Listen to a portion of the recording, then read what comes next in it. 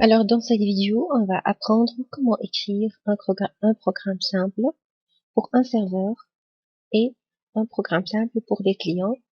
Manipulation, donc des sockets Java. Alors, pour la syntaxe du programme et les différentes instructions et mots-clés, donc il faut se référer au livre. Là, je vais juste vous expliquer le contenu du programme serveur et du programme client. On va lancer l'exécution et comprendre comment se fait ce processus-là. Alors, devant vous, là, il y a le programme un serveur simple. Pour le serveur, comme c'est défini dans la partie socket Java, donc il faut créer une socket serveur et une deuxième socket normale d'écoute. Préparer deux buffer pour la lecture des données en entrée et le print writer, c'est le buffer pour envoyer des données en sortie.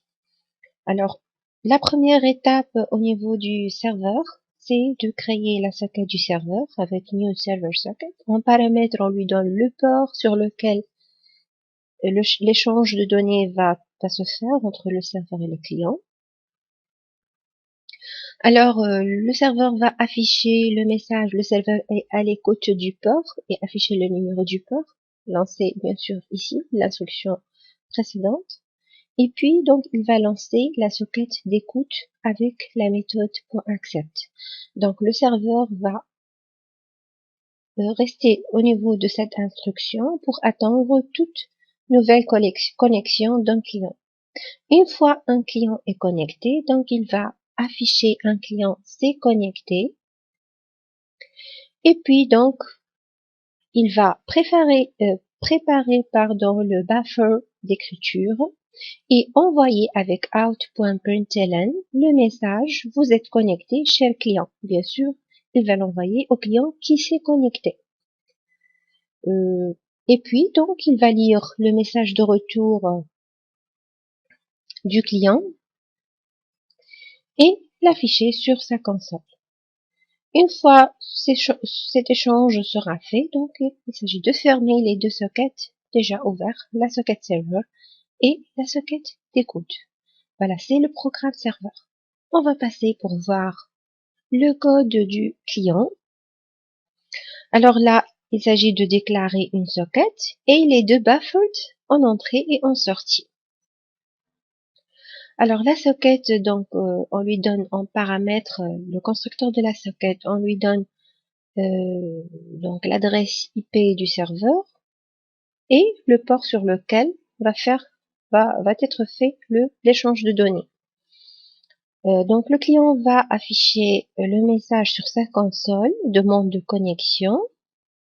Il va ouvrir son buffer de lecture en entrée. Il va le lire dans une variable string message distant avec donc l'instruction in.readline.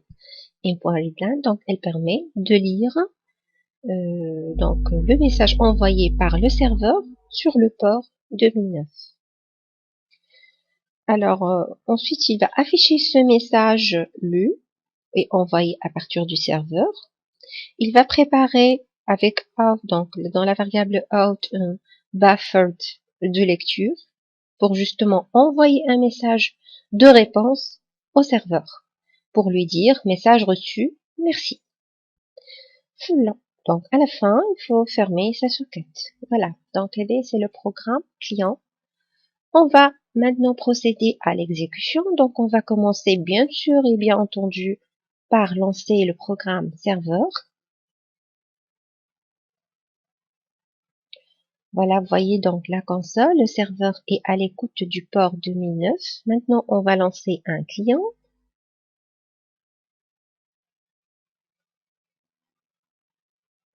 Voilà le message donc du serveur. Le message de tout à l'heure. Un serveur est à l'écoute du port 2009. Un client s'est connecté. Donc, certainement, le client va lui envoyer un message. Donc, pour voir la console relative au programme client, donc il suffit d'ouvrir l'icône, ça se forme de fenêtres là, et afficher la console du client. Voilà, c'est le premier message envoyé par le client, demande de connexion. Donc, vous êtes connecté, cher client, c'est le message que le serveur a envoyé au client. En contrepartie, donc, le client va retourner le message reçu, merci. C'est ce qui est affiché dans la console du serveur. Voilà, message reçu, merci. Voilà, ainsi donc on a vu l'écriture de deux programmes simples client-serveur pour la manipulation. Une première manipulation au niveau des sockets. Sachez que les sockets peuvent être associés avec des threads pour écrire par exemple un serveur multi-client, ou bien associer une socket à l'interface graphique pour avoir donc un affichage mieux écrit que avoir un affichage simple sur une console.